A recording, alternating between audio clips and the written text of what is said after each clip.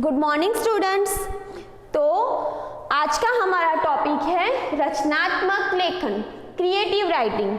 तो ये टॉपिक भी आप लोगों के स्टैंडर्ड 4 और 5th में कॉमन है, इसलिए इसका एक मिक्स वीडियो मैंने बनाया है। तो आप लोगों को इसे अच्छे से समझना है क्या होता है रचनात्मक लेखन। तो अभी तो ऐसा पॉसिबल नहीं है, तो उसमें क्या होता है कि टीचर्स आपको कोई भी स्टोरी है या कुछ भी मतलब पोयम, ऐसा कुछ भी एक छोटा सा टॉपिक है वो आपको बोल कर सुनाते हैं। तो उसे आपको अच्छे से सुनना होता है वो टॉपिक को, और फिर उसके रिलेटेड आपको क्वेश्चन भी बोलकर ही बताए जाते हैं। तो वो क्वेश्चंस भी आपको अच्छे से सुनने होते हैं और फिर उसका आंसर देना होता है। लेकिन अभी ऐसा पॉसिबल नहीं है, इसलिए मैंने यहाँ पे ही आपको बताया है। तो देखते हैं कि क्या होता है ये रचनात्मक लेखन। भाषा अध्ययन कुछ गतिविधियों के माध्यम से किया जाए तो वह सरल, सहज और रुचिकर हो सकता है और भाषा में निखार आता है। इसके लिए कुछ गतिविधियों के सुझाव इस प्रकार है। श्रुत भाव ग्रहण, मतलब सुनकर ग्रहण करना। श्रुत भाव ग्रहण अर्थात सुनकर ग्रहण करना। सुनकर समझना विद्यार्थियों के लिए आवश्यक होता है। क्या होता है, हम कुछ भी बोलें और आपको वो अच्छे से सुनना होता है, उसे क्या बोलते हैं, श्रुत भाव ग्रहण। वो भी बहुत जरूरी है। अभ्यास के लिए इसमें कोई छोटी सी घटना, वार्तालाप, कहानी, अनुच्छेद आदि सुना दिया जाता है। तो क्या किया जाता है, एक छोटी सी वार्तालाप, कहानी, अनुच्छेद कुछ भी सुना दिया जाता है। फिर उससे संबंधित प्रश्न पूछे जाते हैं। प्रश्न भी सुनने पर ही आधारित होते हैं। ये स्मरण शक्ति को बढ़ाते हैं। तो क्या होते हैं, प्रश्न भी आपको सुनकर ही ग्रहण करने होते हैं, वो आपको लिख करके नहीं दिए जाते। मैं बोलूं और आपको वो सुनकर ही मतलब करने होते हैं ग्रहण। उदाहरण और अभ्यास में परिवर्तन करके इनमें विविधता लाई जा सकती है। इसके लिए कुछ अभ्यास इस प्रकार हो सकते हैं। देखो यहाँ पे एक एग्जाम्पल दिया गया है, पैराग्राफ दिया गया है और उसके रिलेटेड नीचे क्वेश्चंस भी दिए गए हैं। तो अभी तो मैं आपको ऐसा सुनकर आप सुन के मतलब सीखो, ऐसा तो हो नहीं सकता। तो आपको यहाँ से ही अच्छे से मतलब ये पैराग्राफ को 4-5 बार रीड करना है। आपके टेक्स्ट बुक में भी है ये, और फिर उसके नीचे क्वेश्चंस भी दिए गए हैं। एक छोटी बूंद अपने घर से निकली और आकाश में घूमने लगी। पहले तो वह बहुत खुश थी, लेकिन थोड़ी ही देर में घबराने लगी। वह सोचने लगी, पता नहीं मेरा क्या होगा, कहीं मैं किसी अंगारे पर गिरकर जल तो नहीं जाऊंगी। तभी हवा का एक झोंका आया। वह झोंका बूंद को समुद्र की तरफ ले गया। वह एक सिप के मुंह में जा गिरी और मोती बन गई। अब बूंद बहुत ही प्रसन्न थी। तो आपको क्या करना है, ये पैराग्राफ को अच्छे से 3 से 4 बार रीड करना है और समझना है।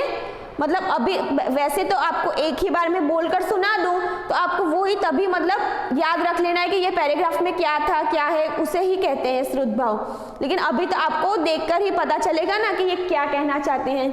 तो फिर उसके रिलेटेड यहाँ पे क्वेश्चंस दिए गए हैं। तो वो क्वेश्चंस आपको ये मतलब पैराग्राफ में से ही थे, तो वो उसके आंसर्स देने होते हैं। फर्स्ट है, अपने घर से कौन निकली। तो कौन निकली थी अपने घर से, एक छोटा लड़का, एक छोटी बूंद, एक छोटी लड़की या एक छोटी चिड़िया। तो कौन निकली थी अपने घर से, एक छोटी बूंद। फिर है, बूंद को क्या डर सताने लगा, कहीं भटक न जाऊं, कहीं दूर न चली जाऊं, कहीं अंगारे पर न गिर जाऊं या कहीं कोई पकड़ ना ले। तो क्या आएगा करेक्ट आंसर, कहीं देखो यहाँ पे है, कहीं किसी अंगारे पर गिरकर जल ना जाऊं, है ना। फिर थर्ड क्वेश्चन है, हवा का झोंका बूंद को किधर ले गया। तो पर्वत की ओर, समुद्र की ओर, रेगिस्तान की ओर या मैदान की ओर। तो किधर ले गया, समुद्र की ओर। फिर नेक्स्ट है, बूंद कहाँ जा गिरी, घास पर, एक सांप के मुंह में, एक मछली के मुंह में या एक सिप के मुंह में। तो क्या आएगा करेक्ट आंसर, एक सिप के मुंह में। फिर है, अंत में बूंद क्या बन गई। तो अंत में बूंद एक मोती बन गई ना। तो आपको क्या करना है, ये पैराग्राफ को मतलब पहले अगर मैं आपको बताऊं तो आपको अच्छे से सुनना है और फिर उसके रिलेटेड मैं आपको क्वेश्चंस पूछूं तो वो भी आपको तभी आंसर करने हैं, पैराग्राफ के रिलेटेड ही। पर अभी तो ऐसा पॉसिबल हो नहीं सकता, तो आपको ये मतलब वीडियो को अच्छे से देखकर समझना है। और ये नीचे की एक्सरसाइज है, देखो यहाँ पे एक पैराग्राफ दिया गया है और उसके क्वेश्चन आंसर है, ये आपको खुद से करने हैं। फिर नेक्स्ट है, ये भी ये स्टैंडर्ड 5th का है। अब भाषा प्रयुक्ति अर्थात भाषा का प्रयोग विभिन्न गतिविधियों के माध्यम से भाषा को विकसित करना ही इसका उद्देश्य है। निम्नलिखित गतिविधियों में बच्चे विशेष रुचि लेते हैं। देखो यहाँ पे भी पैराग्राफ दिया गया है। पहले श्रुत भाव ग्रहण अर्थात सुनकर ग्रहण करना। सुनकर समझना भी एक कौशल्य है जिसका विद्यार्थियों में होना अति आवश्यक है। इस कला के अभ्यास के लिए कोई घटना, उद्घोषण, कहानी, वार्तालाप आदि सुना दिया जाता है और फिर उससे संबंधित प्रश्न पूछे जाते हैं। रेखा चित्र भी भरने के लिए दिया जा सकता है, मतलब पिक्चर भी दिया जा सकता है उससे देखकर मतलब उसे भरने के लिए। ध्यान रहे कि प्रश्न श्रवण पर ही आधारित होने चाहिए। थोड़ा बहुत परिवर्तन करके विविधता लाई जा सकती है। इसके लिए कुछ अभ्यास इस प्रकार है। ये भी इसी टाइप का है, स्टैंडर्ड 5th में भी सेम टॉपिक आता है और यहाँ पे भी देखो एक पैराग्राफ दिया गया है। सेठ सदानंद ने अपने घर में एक छोटा सा मंदिर बनवा रखा था।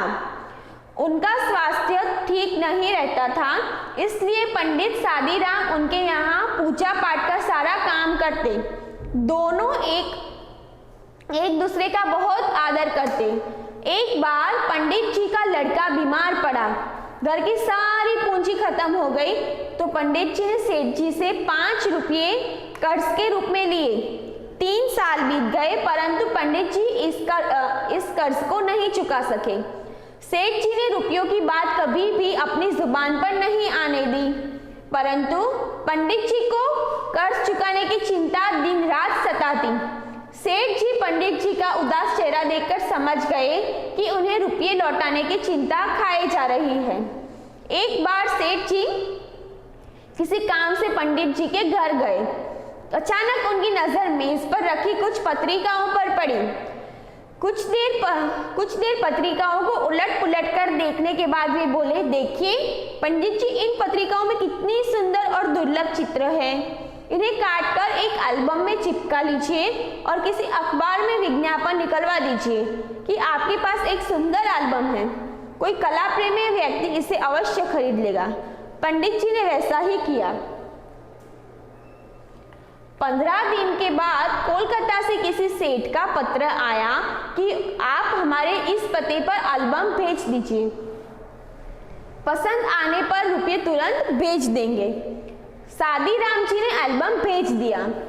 1 सप्ताह के बाद पंडित जी के नाम 500 रुपये का मनी ऑर्डर आ गया और साथ ही एक पत्र आया जिसमें एल्बम की प्रशंसा की गई थी। पंडित जी ने तुरंत उन रुपयों को सेठ जी का कर्ज चुकाए और चैन की सांस ली। कुछ महीने बाद सेठ जी की तबीयत खराब हो गई। वे रोज पंडित जी से रामायण या गीता का पाठ सुनते। एक दिन पंडित जी नीचे अपने आसन पर बैठे गीता पाठ कर रहे थे। सेठ जी बिस्तर पर लेटे ध्यान से सुन रहे थे कि अचानक वे बेहोश हो गए। पंडित जी पाठ छोड़कर एकदम उठे और सेठ जी के सिरहाने बैठकर उन्होंने पानी पिलाने की कोशिश करने लगे। उन्होंने वहां कोई चीज चुभती सी लगी। तकिया उठाकर देखा तो वही एल्बम थी। तब तक सेठ जी होश में आ गए थे। उन्होंने पंडित जी के हाथ से एल्बम छीनते हुए कहा, कोलकाता के सेठ से मैंने एल्बम मंगवा लिया था। पंडित सादीराम ने लंबी सांस ली, नजरें झुकाते हुए धीरे से बोले, तो ये आप थे? इसका मतलब मेरा कर्ज कभी नहीं चुकेगा। तो देखो ये एक छोटी सी स्टोरी थी। तो अब ये आपको अच्छे से मतलब रीड करनी है। अभी तो मतलब सुनने, अगर आपके घर में आपकी मम्मी या कोई भी हो तो आपको फिर से ये वीडियो भी अच्छे से देखना और सुनना और आपकी मम्मी को बोलना कि वो आपको टेक्स्ट बुक से डायरेक्ट इस तरह से भी आपको सुना सकती है। तो अब इसके रिलेटेड नीचे क्वेश्चंस भी हैं, देखते हैं हम लोग। पंडित सादीराम सेठ जी के घर क्या करते थे? तो फर्स्ट है घर का काम, पूजा पाठ या बातचीत करके उनका मन बहलाते थे। तो क्या करते थे?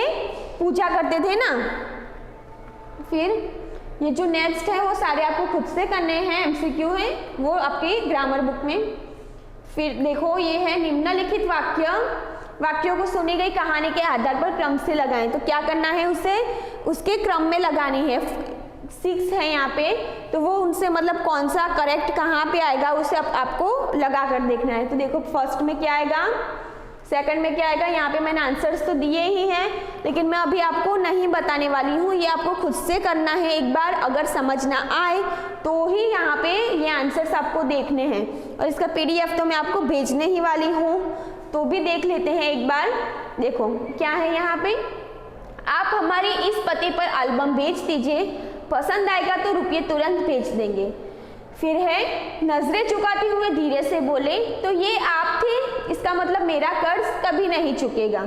फिर है इन्हें काट कर एक एल्बम में चिपका लीजिए और किसी अखबार में विज्ञापन में निकलवा दीजिए। फिर है तकिया उठाकर देखा तो वही एल्बम थी, परंतु पंडित जी को कर्ज चुकाने की चिंता दिन रात सता दी। पंडित जी तुरंत उन रुपयों से सेठ जी का कर्ज चुका आए। तो यहाँ पे आपको पता है ना कौन से सीक्वेंस में कौन सा मतलब हमको रखना है।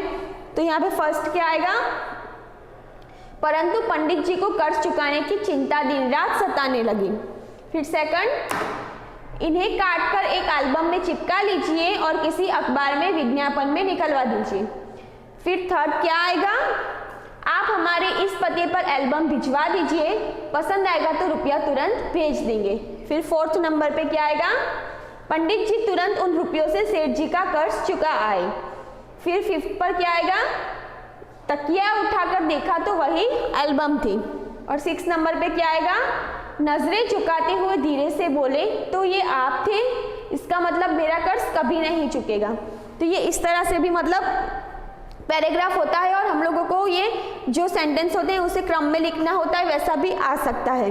तो ये आपको ग्रामर बुक में अपनी एक्टिविटी करनी है, उसका एक्सरसाइज आपको PDF से भी मैं भेजूंगी ही, लेकिन एक बार यहाँ से देखकर समझना है और खुद से करने की ट्राई करनी है। और अगर फिर भी आपको समझ ना आए तो आप मुझसे पूछ सकते हैं। Thank you.